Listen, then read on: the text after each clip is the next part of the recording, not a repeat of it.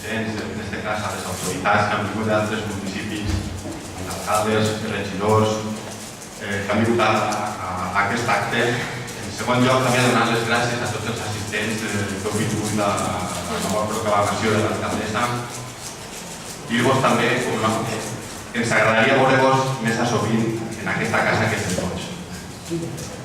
En tercer lloc, també, donar les gràcies a tot el poble per haver fet possible que des de fa 2 anys estiga en aquest municipi aquesta realitat, que esteu veient ara davant de vosaltres. En tercer lloc, o quart lloc, també donar l'agraïment, com no, a tots els treballadors d'aquest ajuntament que han fet un enorme esforç per a que l'Ajuntament d'Antella estigui avui en dia on està. És a dir, amb els comptes clars, amb les coses ben fetes i amb la faena ben feta. Dins d'aquest agraïment inclou a tots els treballadors, des de les forces públiques, policies, els treballadors administratius de l'Ajuntament, del propi secretari.